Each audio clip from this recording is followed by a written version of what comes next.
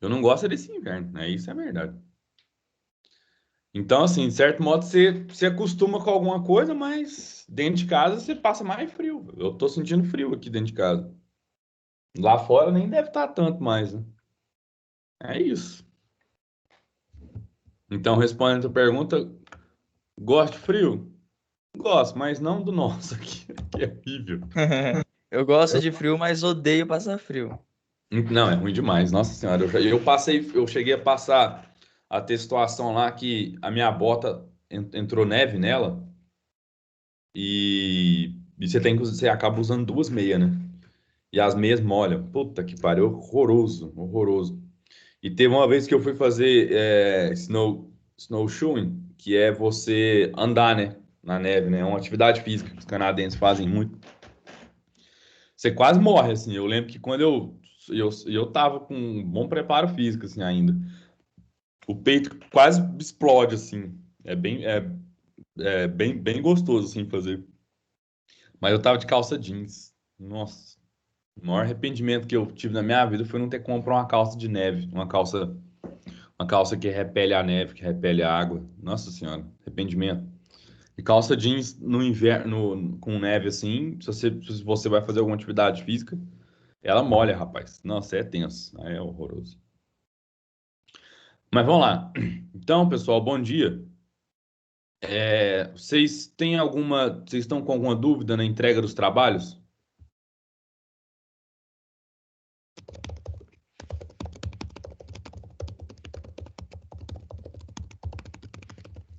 Hein? Tem alguma dúvida? Vocês viram que. Deixa eu compartilhar a tela aqui com vocês.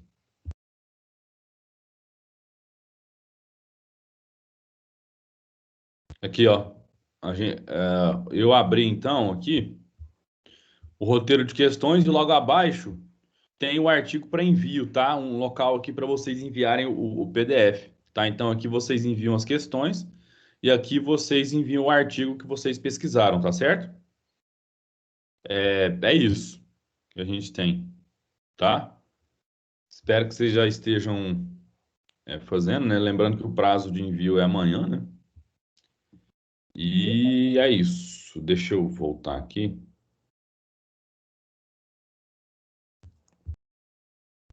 Ai, meu pai amado, cadê essas aulas? Agora eu perdi. Aguenta aí, galera.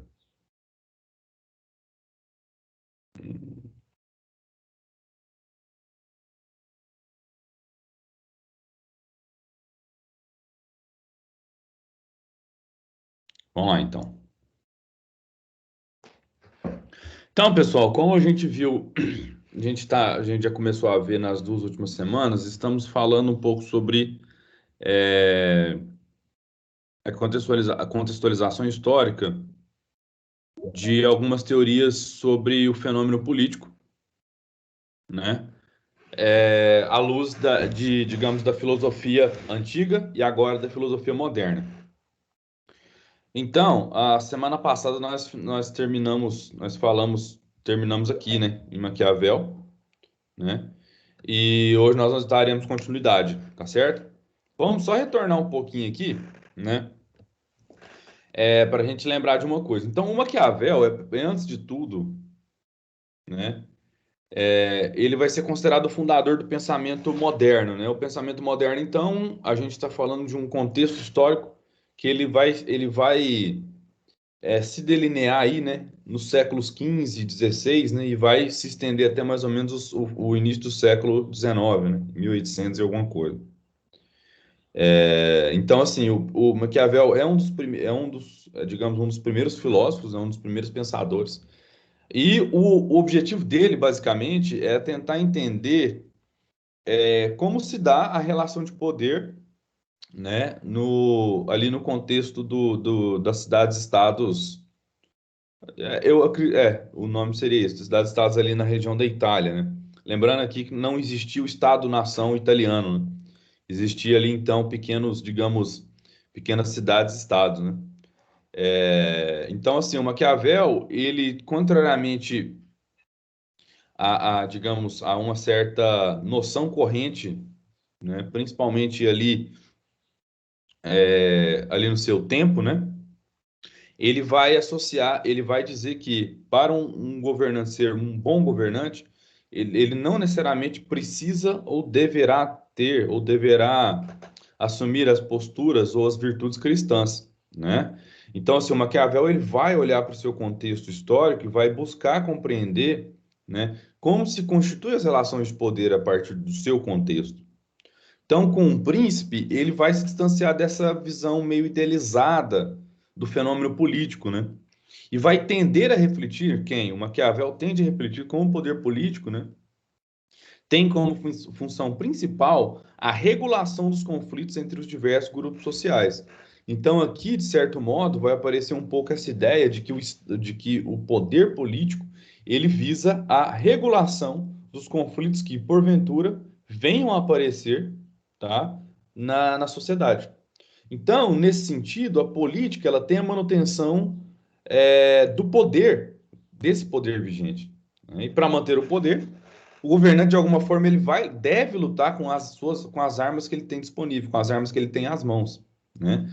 Buscando sempre estar atento com essas, digamos, as correlações de forças que vão se mostrar a cada instante desses conflitos, né? Então, vejam só, é engraçado que o fenômeno político moderno, perdão, as teorias políticas modernas, a filosofia política moderna, ela vai se centrar em torno da ideia do conflito. Então, já começa a ser delineado ali a ideia de que, na verdade, o poder ou o poder político, né, ele tem como principal função ou finalidade a regulação da vida na cidade, né? E aparece a ideia de conflito aqui.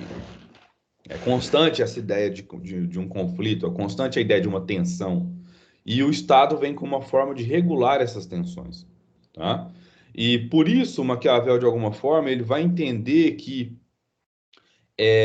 não cabe, eu posso colocar dessa forma, não cabe na vida política, né, os juízos morais.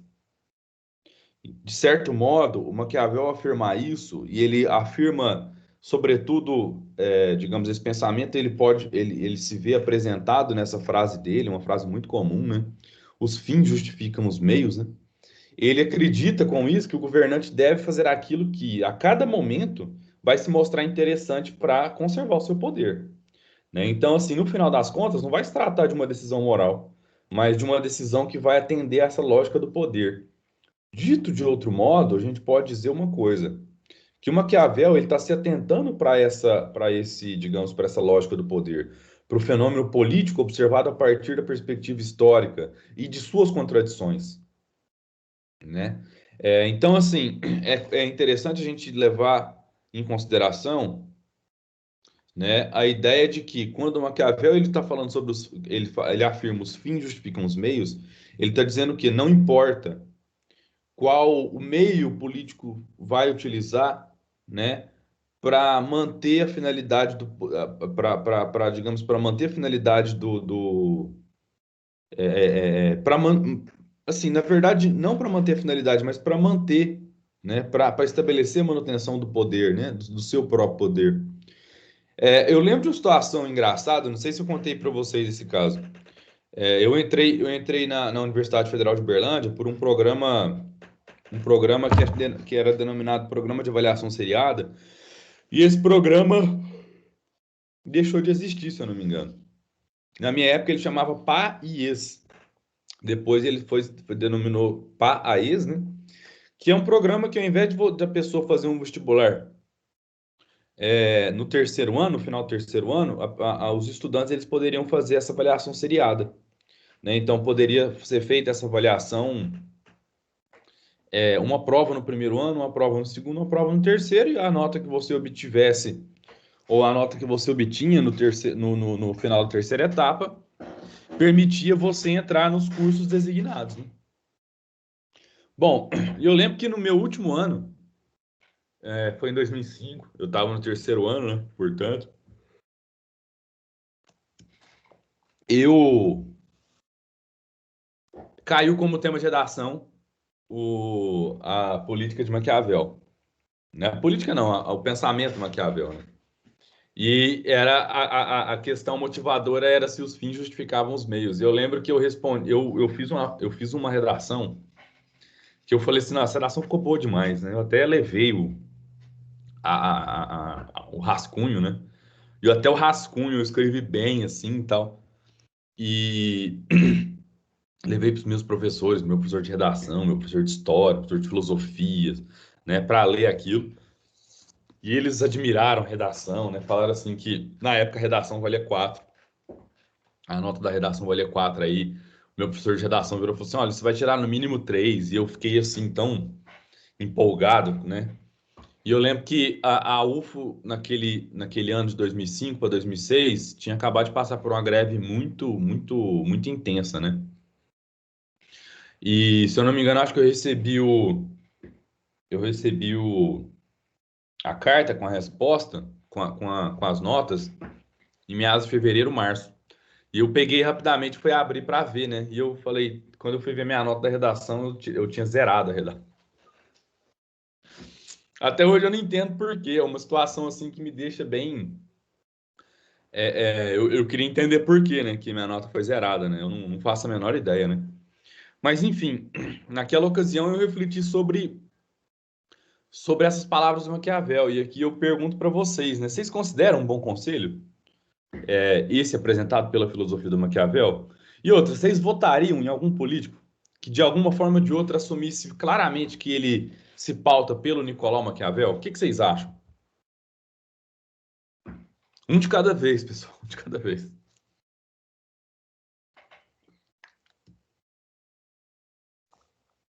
O que vocês acham?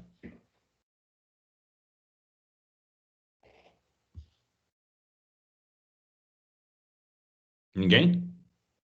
Não? Nada? Nada? Ninguém quer falar? Ô, professor, Diga. ainda não consegui entender muito bem essa frase. Os fins justificam os meios. O que você não Pode. entendeu? Exatamente. Os fins justificam os meios. Quer dizer, a finalidade, o resultado final justifica o que eu fiz durante esse processo? Como é que você não entendeu? Exatamente isso, Alan. Ah, tudo bem. Exatamente isso. Mas em qual que é o contexto dessa afirmação, Alan? Assim, o contexto é o contexto sociopolítico. Mas como que você interpreta isso dentro da questão política?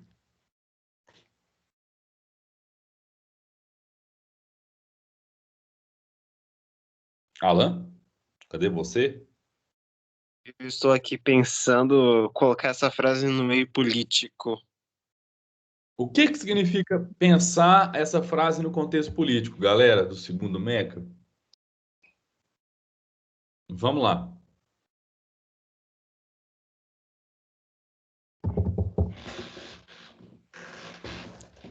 Tem uma boa questão para a gente começar hoje. Poderia-se dizer que encaixar essa frase na época da Segunda Guerra Mundial, o fim, nesse caso, seria a guerra, certo? Em busca de alguma coisa em relação a isso, supremacia, sei lá. Alan, se a guerra é um meio para buscar alguma coisa, ou se ela é uma forma de buscar alguma coisa, ela é meio, ela não é fim. Entendeu? Pode Ah, continuar. então, acho que poderia encaixar mais ou menos nesse termo aí. Acho que a única ideia que eu tive, encaixar essa frase aí no âmbito político. Tá certo? Tá, de certo modo tá. A guerra ela seria um instrumento, seria uma ferramenta para se alcançar uma determinada finalidade, né? Então, o Maquiavel, ele colocaria da seguinte forma, que para se alcançar uma determinada finalidade política, qualquer que seja ela, seja a vigência do poder, seja a manutenção do poder do governante, né? Ele não deve se pautar, antes de tudo, pelas virtudes morais cristãs, né? Aquela ideia de que nós vamos ver agora há pouco, né? Nós vamos ver daqui a pouco, que tem um filósofo, que é o Jean Bodin, um filósofo francês, que ele vai dizer que, né? Antes de tudo, o soberano, ou seja, o rei, né? O seu papel ele é assegurado por Deus. E uma vez que é assegurado por Deus, o soberano ele deve apresentar essas virtudes cristãs. O Maquiavel, contrariamente ao que o Jean Baudin está afirmando aqui, o Maquiavel, na verdade, pensa a política como um exercício constante de definição, né? De definição do poder do governante, né? Então, é a partir das estratégias políticas traçadas pelo governante que ele, o próprio governante, conseguirá a manutenção do seu poder. Tais estratégias não podem estar assentadas sobre virtudes ou a moral cristã, como a gente vai ver que o Jean Baudin, ele de alguma forma defende, né? Então, Alan, no fim das contas, quando a gente está falando os fins justificam os meios, nós não estamos dizendo que, né, os meios eles são necessários para se alcançar um determinado fim, e esses meios devem ser de alguma forma guiados por essas virtudes. O Maquiavel está falando não. Se você já tem uma finalidade, se você tem um propósito, não importa quais são os meios que você vai traçar para isso. Se esse propósito, ele antes de tudo, ele visa, né, a manutenção do poder, se ele visa de alguma forma a regulação dos conflitos, se ele visa de alguma forma a manutenção harmônica da sociedade, pouco importa quais os meios você vai utilizar para isso. Você entendeu? Entendi, sim. Entendeu? Então, assim, grande parte desse pensamento do Jean Baudin que vai ser, de algum modo, corrente para fundar a noção de um, como é que fala, de uma monarquia absolutista, ela vai ser calcada da seguinte forma, né? Lembram que eu falei em algumas aulas atrás, vou até retornar aqui, né? Que é importante o conceito de estabilidade para o Platão. É importante o conceito de estabilidade, porque a estabilidade é a perpetuação, né? É a capacidade que uma Constituição tem de perdurar, de resistir à história, de resistir à corrupção. Lembram-se disso? Então, o conceito de estabilidade ele vai ser também algo visado pela proposta do Jean Baudin. A diferença é que a soberania perpétua ou absoluta, né, que a gente vai ter aqui como proposta do Jean Baudin, né, ela vai ser assentada sobre um princípio divino, né? Então, assim, uma coisa curiosa é que o Jean Baudin ele vai analisar que ele analisa, ou ele observa a realidade ao redor dele, né, e vai falar, da mesma forma que a família tem só um chefe, que é o pai, da mesma forma que o céu tem apenas um sol, né? Da mesma forma que o universo tem só um Deus criador, a soberania, que é a força que imprime a coesão social, que imprime, digamos assim, que permite que o tecido social seja, digamos, seja coeso, né? Que seja harmônico, que tenha uma harmonia nessa união, né? A soberania do Estado, ela só vai ser realizada de forma total e completa na monarquia. Vou repetir isso. A monarquia é a forma de governo por excelência que o Jean Baudin vai escolher. Por quê? Porque a monarquia apresenta apenas uma pessoa governando. Se apresenta apenas uma pessoa governando, teríamos aí, na perspectiva dele, uma certa estabilidade de governo. Porque a democracia, contrariamente, ela pretende ser um governo que haja sucessão. Essa sucessão... Oi? Alguém falou alguma coisa? Alguém falou? Essa sucessão contínua dos diversos, digamos assim, de diversos governantes, para o Jean Baudin não é visto como algo bom. O que é visto como algo bom em si mesmo é, na verdade, essa estabilidade, tá, da forma de governar. E essa estabilidade, ela vai ser, digamos, pretendida pela monarquia, não só pela monarquia, né? Então, a soberania do governante, de modo algum, ela vai poder ser confundida com tirania. É aqui que a gente vê, talvez, surgir o conceito de absolutismo, a monarquia absolutista é a monarquia que as decisões do reino, né, ela vai ser tomada pelo rei, né? O rei reina e governa, tá? Que é, digamos assim, de alguma forma, algo que vai ser deixado, vai ser aos poucos sendo deixado de lado após as revoluções burguesas, né? Na França em 1789, e na Inglaterra com a Revolução Inglesa, né? Então, assim, o Jean Bodin ele aponta para o seguinte, né? Que apesar da monarquia ser absolutista, o rei não é tirano. Por quê? Porque o rei ele deve ter respeito em relação ao direito à liberdade dos seus súditos e à propriedade material. Talvez nós vejamos nascer aqui um conceito de um liberal conservadorismo, né? Que está sendo muito comum, está sendo bem comum, assim, está sendo bem discutido hoje, né? Está sendo comumente discutido hoje, que é a ideia de que existe uma figura, né? Uma figura que de alguma forma ou de outra ela é soberana, né? E que se conserva o status social, mas essa figura soberana, o imperador ou rei, ele deve ter, antes de tudo, respeito pelo direito à liberdade e às propriedades materiais dos indivíduos, a propriedade particular. O Jean Bodin, de alguma forma, vai dizer que no momento em que o, o, o rei, né, o soberano, ele despreza as leis da natureza, abusa das pessoas livres e dos escravos, que ele abusa dos bens dos súditos como os dos seus, né? Ele, de alguma forma, ele vai ser considerado um tirano. Então, o grande receio, apesar, digamos assim, apesar da monarquia ser um governo que, de alguma forma, pressupõe uma estabilidade, que não dá espaço para uma sucessão de governantes, né? Estabilidade aqui seria encarada dessa forma. É aquilo que não possui sucessão, certo?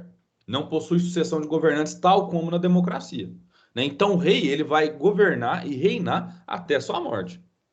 Depois disso, o próximo rei, né? Que recebe o reinado de herança, né? Ele reina e governa, tá certo? Então, assim, a gente pode ver, de certo modo, né?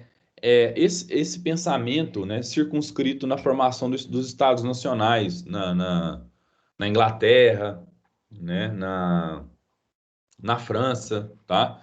Então, assim, de todos os governantes que de alguma forma ou de outra eles aparecem como sendo um ícone desse momento, o Luís XIV, ele pode ser considerado esse símbolo real, né, do Estado Nacional moderno, né? Ou seja, tipo assim, ele congrega, ele conjuga, né, em si mesmo o reinado e o governo. Então, ele reina, governa e determina, né, os limites, por exemplo, os limites do seu território, ele estabelece leis para esse reinado dele, né?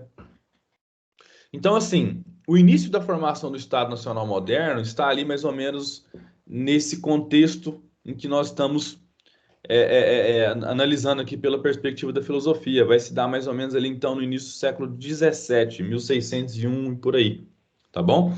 Então, a formação do Estado Nacional Moderno, representa uma nova fase de relações comerciais de alguns países europeus, né?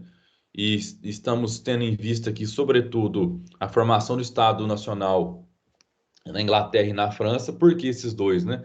Porque são os principais, são os primeiros, né?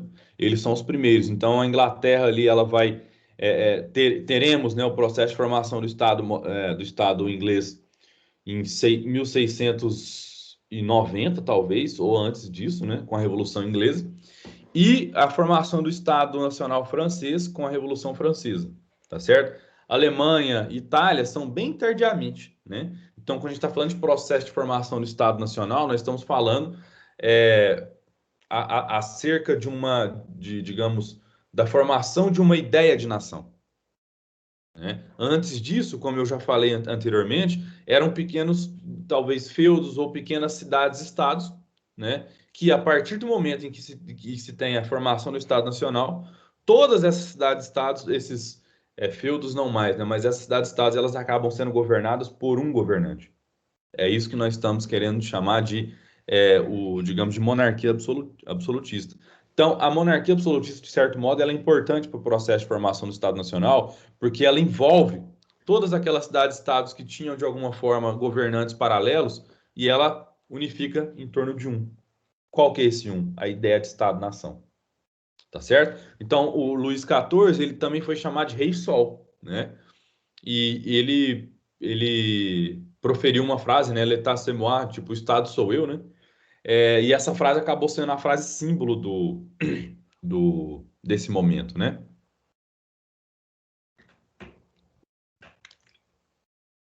Então, há essas questões colocadas. Quais questões? Essas duas questões. Quais seriam essas questões? Primeiro, qual é a natureza do ser humano, né? E qual o seu estado natural, né? Então, essas perguntas que vão ser colocadas pelos filósofos, elas vão ser respondidas de forma meio que unívoca, né? Então, a essa pergunta segue-se a seguinte resposta: os seres humanos são, por natureza, livres e iguais. Mas é engraçado porque semana passada eu estava fazendo uma reflexão sobre o conservadorismo. O conservadorismo, na verdade, é uma forma. E eu estou falando de conservadorismo filosófico mesmo, né? Não esse conservadorismo meio tupiniquim, às avessas, que está sendo colocado por aqui. Mas a ideia do conservadorismo filosófico, né? Prega, antes de tudo, que a sociedade ela tem uma divisão natural. Ela tem uma divisão natural. E essa divisão natural, ela vai seguir de alguma forma aquilo que é colocado pela natureza, né? Então, tipo assim, essa divisão, ela de alguma forma ela vai ser sentada sobre algumas classes, né? Sendo a classe principal ali, né? Os reis, né? E logo abaixo deles seria tipo o clero ou a classe religiosa, né?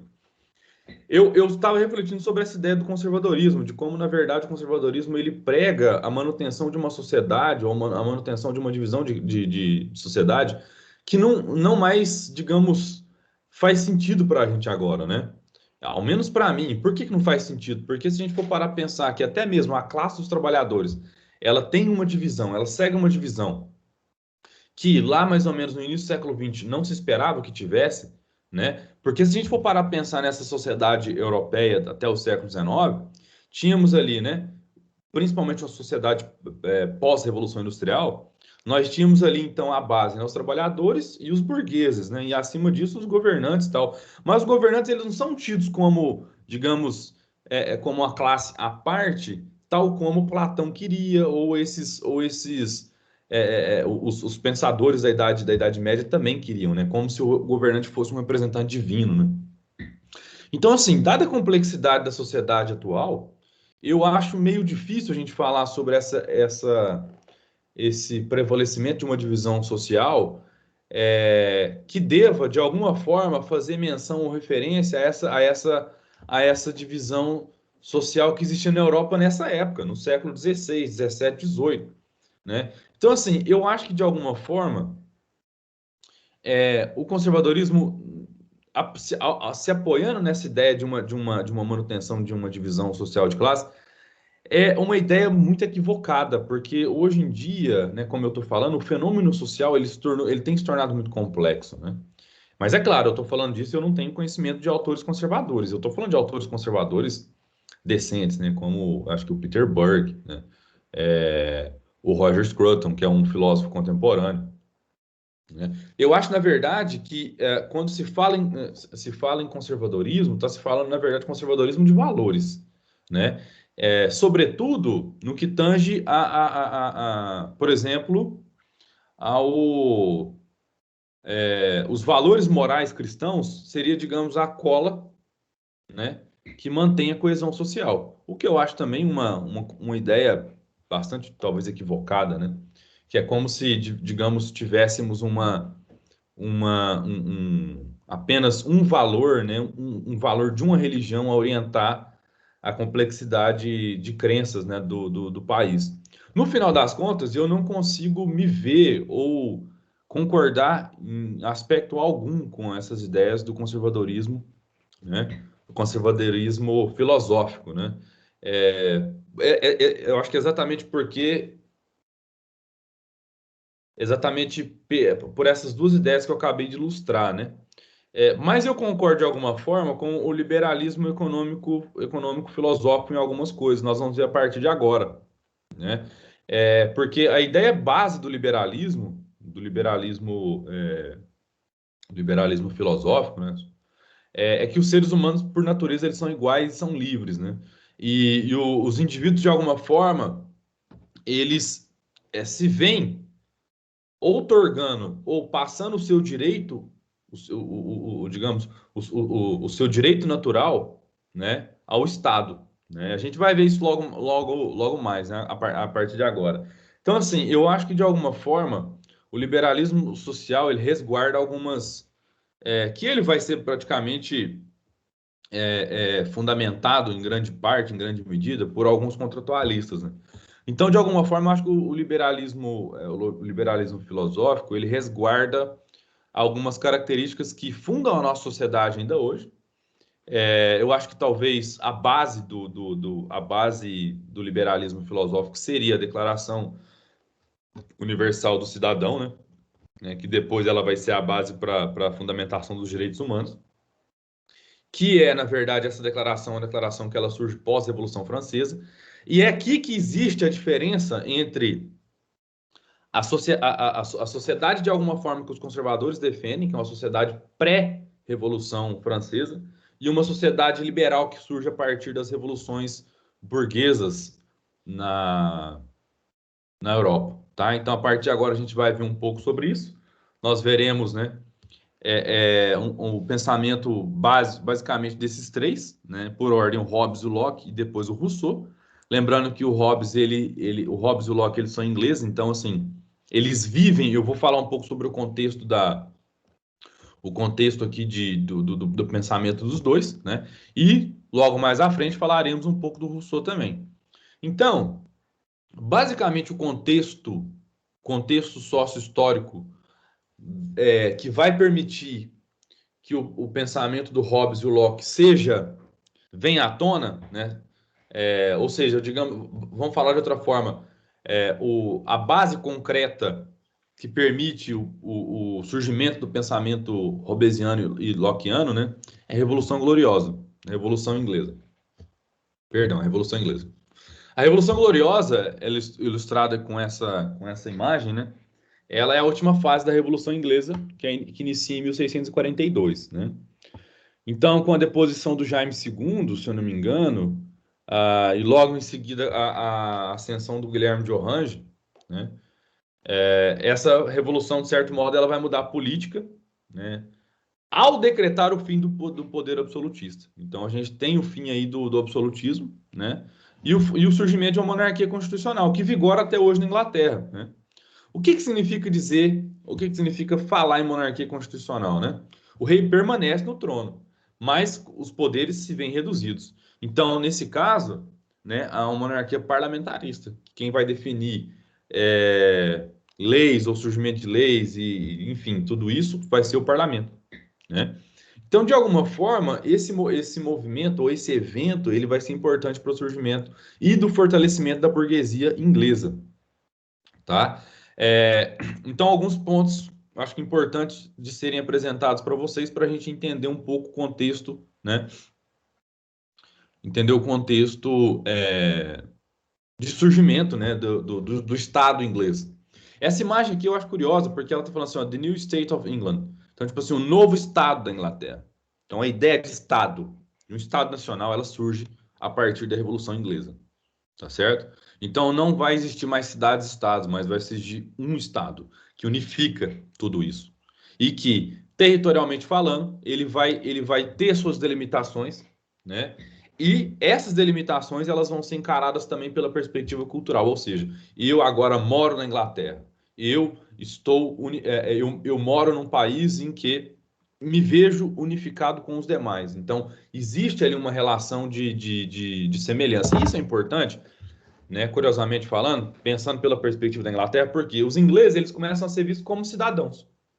Então, os meus concidadãos, aqueles que são iguais a mim, eles vão partilhar do mesmo direito civil. Isso é o Estado Nacional. Tá certo? Então, a Revolução Gloriosa ela é a última fase da Revolução Inglesa, como eu falei agora há pouco, né? E vai determinar o fim do absolutismo na Inglaterra e a formação da monarquia constitucional ou parlamentarista. Na Inglaterra vai predominar, então, como eu acabei de dizer, o poder do parlamento, tá? E as consequências dessa revolução, né, foi a redução do poder dos reis e o predomínio da burguesia sobre o parlamento, né? Então a burguesia se ergue como classe. Pessoal, até aqui, vocês têm alguma dúvida? Querem fazer alguma pergunta?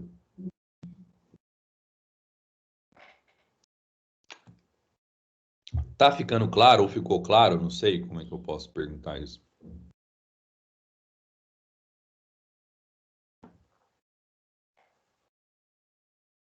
Alan, Pedro, Alan de novo. Tem gente aí? Tem, Alô? eu tô conseguindo compreender, professor. Não Tá com... tá, não está tão complicado assim. Então tá, então ótimo. Fico feliz. Pessoal, se tiverem alguma dúvida, pode falar. Levanta a mão aí e tal.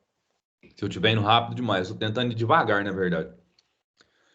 Então, para o Thomas Hobbes, vai ser o primeiro filósofo contratualista que nós veremos aqui. Logo mais eu vou explicar o que vem a ser esse termo contratualista, que deriva de contrato social. Embora vivendo em sociedade, o ser humano ele não possui o instinto natural de ser sociável, como Aristóteles afirmava. Cada indivíduo vai encarar seu semelhante, né, como um concorrente. E esse concorrente precisa ser dominado, né? O Hobbes, no livro dele, o Leviatã, ele vai falar que nós confiamos tanto no ser humano que dormimos com a porta trancada, né? Então, lembre-se disso. Então, segundo o filósofo, né, onde não houve o domínio de um indivíduo sobre o outro, existirá sempre uma competição intensa até que esse domínio seja alcançado. Então, essa é a característica do estado de natureza, tá? O estado de natureza é um estado em que os homens estão nessa guerra de todos contra todos. Um estado permanente de guerra. Então, dessa consequência óbvia dessa disputa entre os seres humanos no estado de natureza, né, vai se haver o surgimento desse estado de guerra, tá? Então, o Hobbes vai dizer o seguinte, uma das frases dele, né, que todo mundo conhece ou já ouviu falar em algum momento, né? O homem é o lobo do homem, guerra de todos contra todos, né? Então, tipo assim, o homem ele está constantemente vivendo esse estado digamos, de guerra a todo momento, né? E como que soluciona isso? O que que vem para solucionar isso? O grande Leviatã. O nome Leviatã ele vai se referir ao monstro bíblico, né? Que é citado no livro de Jó. E ele, na verdade, é o Estado. É o Estado que se ergue, né? Então, o Estado é essa criação monstruosa do ser humano, destinada a pôr fim a essa anarquia, ao estado de guerra, né? E ao caos das relações humanas.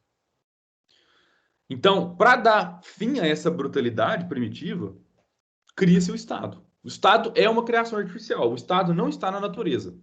Então, o Estado civil é diferente do Estado de natureza. Então, nós temos o Estado de natureza e o Estado civil. Então, e assim, o que caracteriza? Não existiria um momento histórico definido pelo Hobbes aí, né? Porque a gente tem que entender que esse estado de natureza que vai ser evocado pelos contratualistas é um estado hipotético, né? Eles estão querendo entender o surgimento do Estado-nação, né? E ele vai falar então o seguinte, que os seres humanos eles firmam um contrato, que é o contrato social. Eles firmam esse contrato entre si. Não, nada de um contrato assinado, nada disso que ele diz, né? E esse contrato, ele permite, ele faz com que os seres humanos revoguem a sua liberdade natural e outorguem ao Estado, então deem ao Estado o poder de governar a si mesmo. É basicamente isso. Tá certo? Vamos ler um trecho aqui da obra dele, do Leviatã, aí eu abro para questões. Então, com esse contrato social visa conferir toda a sua força e poder a um homem ou a uma assembleia de homens que possa reduzir suas vontades por pluralidade de votos a uma só vontade. Qual que é essa vontade? A vontade do soberano. Aqui, o conceito de soberania ele vai variar, porque o Hobbes acredita que o direito soberano inviolável é o do rei. Já o Locke acredita que a soberania, na verdade, ela vem dessa assembleia constituída pelos homens, da igualdade entre os homens, tá certo? Bom, vamos diferenciar isso depois. Então, os seres humanos, eles abrem mão de suas vontades por meio de um contrato social e outorgam a um, né, a um dirigente, a um monarca, que possui uma vontade só. Então, é como se cada homem dissesse a cada homem: transfiro o meu direito de governar a mim mesmo a este homem, ou a esta assembleia, com a condição de transferir a ele teu direito, autorizando de maneira semelhante todas as suas ações. Nesse momento em que o ser humano ele autoriza ou transfere seu direito para outro, ele se vê representado. Então aqui nós temos um conceito muito pertinente para a filosofia moderna, que é o conceito de representação. O conceito de representação ele vai aparecer na filosofia política, mas também na filosofia da arte, na estética e na filosofia da ciência, tá certo? Então, quando a gente vê esse conceitinho de representação, significa que na ausência de um, temos o outro. Então, esse outro representa a mim. Pela perspectiva da filosofia, é a grande diferença, é a grande, digamos, eu diria, né, é a grande sacada da filosofia moderna em relação à filosofia antiga, tá? Então, nós estamos falando aqui de uma ausência de uma vontade individual, né, que ela se vê, ela dá espaço para que haja a representação dessa vontade em um outro. Ou seja, eu abro mão do meu direito para me ver representado pela Assembleia ou por esse governante. O conceito de representação social aqui, ele de alguma forma, ele vai fundar ou ele vai fornecer, ele vai endossar essa ideia do contrato. Então, se eu assino o contrato com alguém, eu permito que essa pessoa me represente na minha ausência.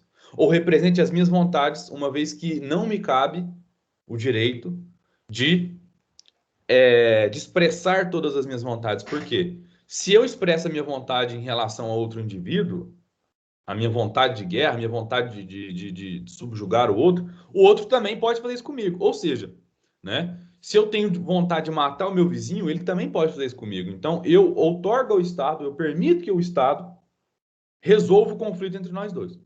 Essa é a noção principal aqui do contratualismo. Tá certo? Vocês entenderam isso?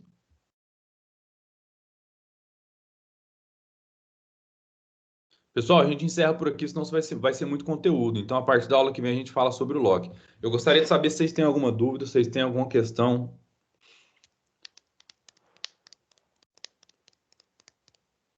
Nós temos aí 5 minutos ainda.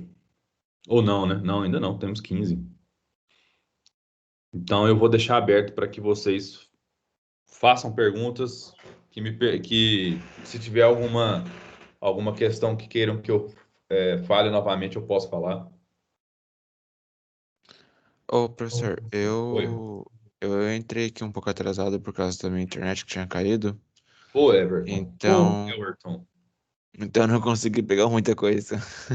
Tá, o que você quer? Você está em dúvida com alguma coisa? Olha, pelo que eu entrei aqui e vi, por enquanto não. Não, então tá. Então tá Eu vou certo. ter que rever a aula. Tá bom, então. Então eu vou aproveitar para fazer uma pergunta para vocês. Vocês se lembram daquele acontecimento? Eu não consegui achar, eu não consegui achar o ano. Mas vocês se lembram daquele acontecimento que ocorreu lá no Espírito Santo, quando os policiais entraram em greve?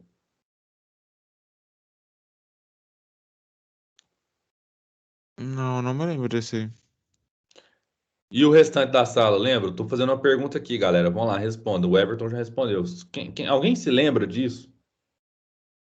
Eu me lembro bem pouco, professor, mas eu sei que eu ouvi falar. Sim, não foi um motim, foi uma rebelião dos policiais contra o governo do estado. Eu não lembro quando foi, não sei se foi 2017, 16, não lembro. E eles rebelaram. Eu não sei se vocês sabem, mas a força policial dos estados ela é vetado o direito de deles entrarem em greve. Vocês sabiam disso? Não. Não. Então, se por exemplo, o comandante da Polícia Militar do Estado de São Paulo ele entra em greve e ele convoca todos os demais policiais para fazer isso, isso é considerado um motim e ele pode vir a passar por um processo de disciplinar, né? Um processo disciplinar.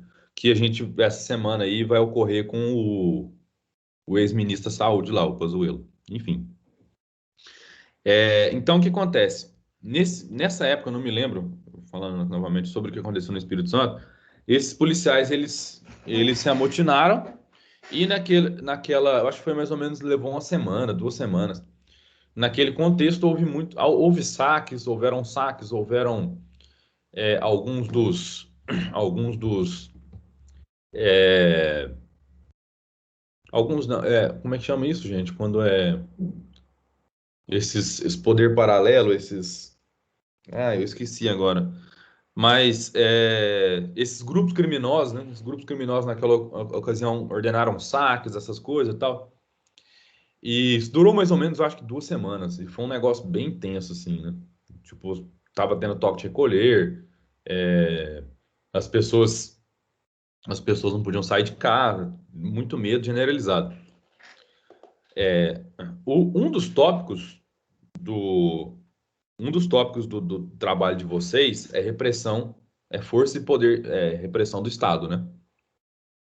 O professor Michael, ele trata isso mais avidamente com vocês, né? Porque eu acho que isso é uma discussão muito, muito bem contextualizada e alocada na ciência política. Não que a filosofia não possa fazer essa discussão que eu estou fazendo agora, né? Mas o que eu estou querendo dizer no final das contas é que o poder de repressão, o braço de repressão do Estado é a polícia. E a polícia, em sua condição de, digamos, de representante, né, digamos, dessa força, né, dessa força de coesão e tal, ela, ela ocupa praticamente grande parte dessa possibilidade de se manter, né, essa coesão.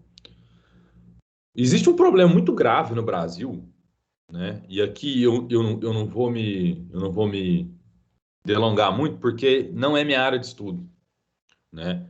Então, assim, o que eu posso só propor essa reflexão para vocês a partir do que a gente viu aqui em Hobbes hoje, né? Mas existe um problema muito grave no Brasil, que é a militarização das polícias estaduais, né? Como eu disse, não é um assunto que eu domino. Isso aí é um assunto que eu acho que poderia ser melhor debatido com o professor Michael, que ele tem mais noção disso do que eu. Então, assim, ficou muito claro nessa revolta, e algumas outras que talvez se sucederam nessas revoltas de policiais militares e tal, que a nossa polícia ainda. O Leandro também, né? O Leandro é um pesquisador, né, de história militar, ele tem muita noção disso. Mas existiria aí, talvez, um grande problema que eu observo, que a força repressiva do Estado, ela é tão só apoiada sobre a polícia, e a polícia, sendo militarizada do jeito que ela, na verdade, acaba sendo um órgão, acredito, um órgão que, ao impor a sua repressão, ela age de forma muito violenta sobre determinadas comunidades, né? E na ausência disso, né, o que a gente vê, na verdade, é um total caos social. Agora, o que faz, na verdade, o Estado ter essa coesão, eu não acredito que seja, de forma alguma, a força policial, essa força repressiva. Eu acho que é, na verdade, muito mais o modo como o Estado se coloca para resolver conflitos sem precisar disso, né? E é claro, tipo, o Brasil é um país que foge completamente a essas noções. Quando a gente para ver, por exemplo, as grandes chacinas que foram perpetuadas no Brasil, elas foram perpetuadas por policiais militares. Então, assim, eu acho que, na verdade, a repressão, digamos, esse braço repressor do Estado, ele deveria ser, na verdade, convocado em situações anômicas, né? Fora do normal, né? E eu acho que no final das contas, o que conta mais para a coesão social, né, perpetuada pelo Estado, na verdade, é o modo como eles fazem nos entender que nós, indivíduos, temos os nossos direitos assegurados. Esses contratualistas eles vão dizer que os direitos naturais é o direito à vida, é o direito à propriedade privada, né?